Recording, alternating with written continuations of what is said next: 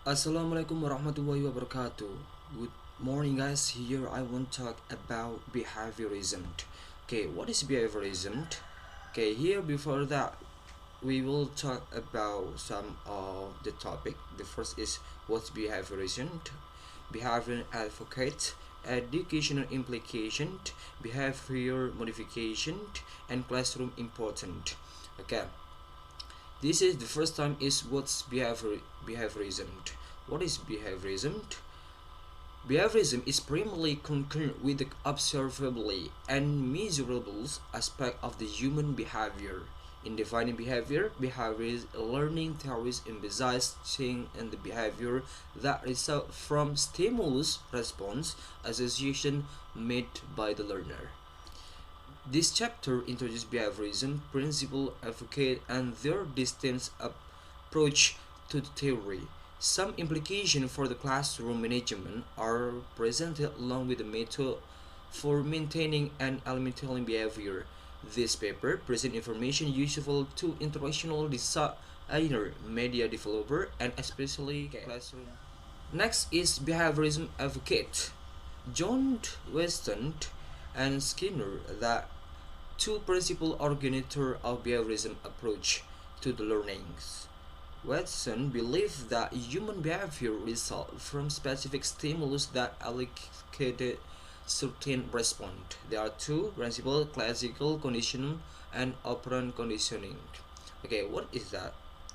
Okay, classical conditioning is this is some of the examples one.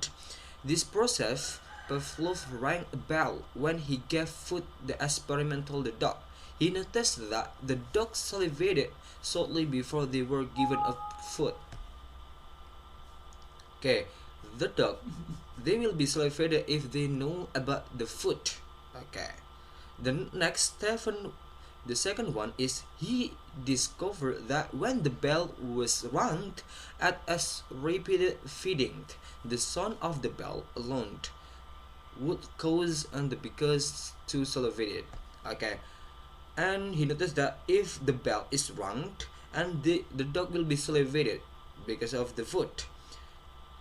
Bell is stimulus and dog salivated is the respond. Okay. And Pavlov also found that conditional reflex was repressed if the stimulus proved wrong too frequently. If the bell rang and no food appeared, the dog eventually kissed the salivate and the sound of the belt. Okay.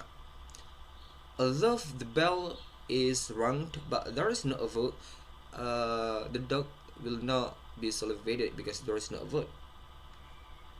Okay, so that will be make a behavior of the student. That will be characteristic for the student. The next one is operant conditioning. Operant conditioning is the reward of the part of the desired behavior of the random act the project. Okay, this is some illustration.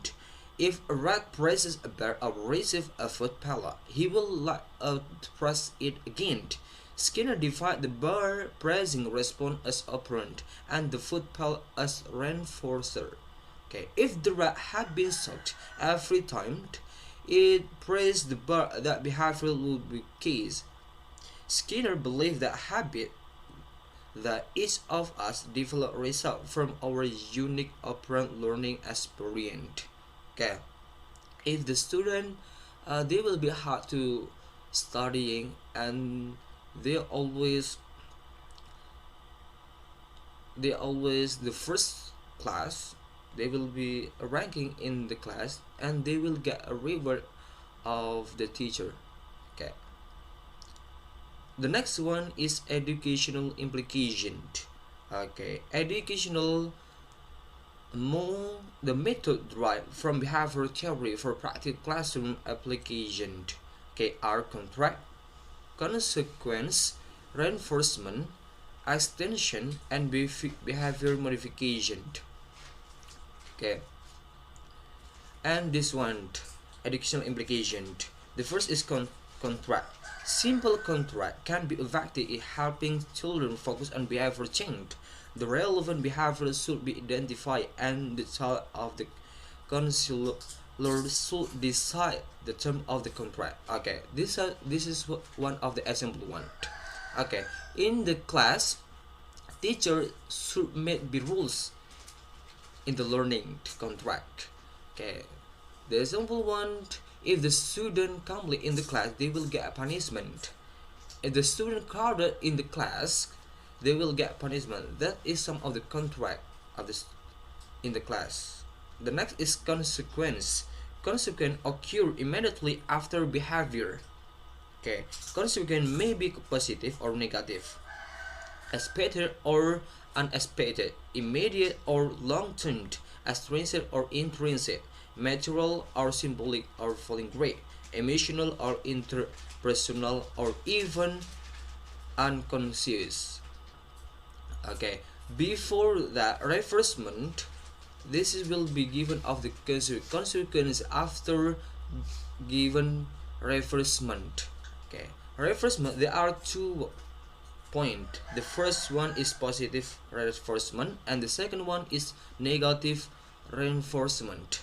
Okay, positive is presentation of the stimulus that increase the probability of the response. The negative one increase the probability of response that remove or prevent or adverse condition. Okay, I will give you some of the examples of positive reinforcement and negative reinforcement. And positive reinforcement, if the teacher will be give smilings for the student, commending student for their work, and then selecting for the special projects. This is some positive reinforcement. And how about negative reinforcement? Negative reinforcement like obtaining the score of 80% of higher make final exam, and the submitting all assignment on time or result. Okay, the perfect attendance a reward with the homework pass. Okay, that is some of negative reinforcement. Okay, the next one is extension. Extension is decrease the probability of the response by cognitional withdrawals or previously reinforcement stimulus. This one is some example, guys.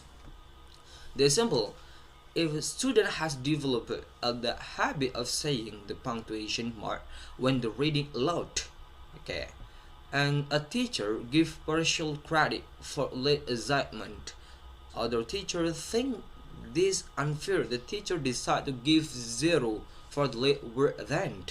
Okay, the next, students are frequently late for class, and the teacher doesn't require a late pass. Contrarily to school policy, the rule is subconsciously enforced and the student arrive on time. Okay, this is some of example extension. And the next is punishment. Okay, what is punishment? Involves presenting a strong stimulus that displays the frequently a particular response. Punishment is effective quickly limiting undesirable behavior. Okay, this is punishment. The example one of punishment: if the student didn't do the homework, they will get punishment, like they will be run around the field, and if the student will be complete in the class, they will get punishment standing in the field. Okay, that's one of the punishment. The next one is modeling, shaping, and chewing. Modeling is also known as observational learning. Albert Bandura has suggested that modeling is the basis for a variety of the child behavior. Children acquire many favorable and unfavorable response by observing this around them. The next step is talk about shaping. Shaping is the process of gradually changing the quality of the response.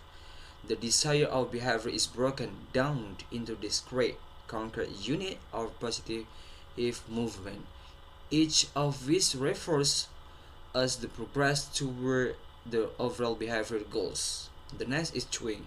Chewing may as simple as providing a child with a verbal or non-verbal cue, as the appropriateness of the behavior. Okay. The next is behavior modification. Behavior modification is method of eliciting better classroom performance from reluctant student. There are 6 points of behavior modification. The first one is specific of the desired outcome. What must be changed and how it will be evaluated. Okay, in the learning, what it must be evaluated and what is the goal of the learnings.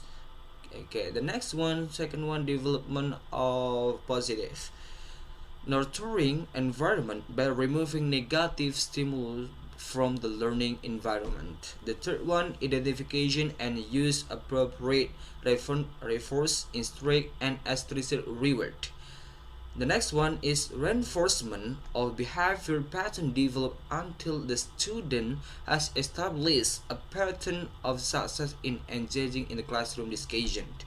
The next one is reduction in the frequency of the reward. A gradual decrease the amount of one review with the student before class discussion. The last one, evaluation and assessment of the effective approach based on the teacher expectation and student result. Because of that, every learning must have some of the assessment or test for the student. Learn more in the another class because of some of assessment. Okay. The last one is classroom important. Using behavioral theory in the classroom can be rewarding for the both student and teacher. Behavioral change occur for a reason.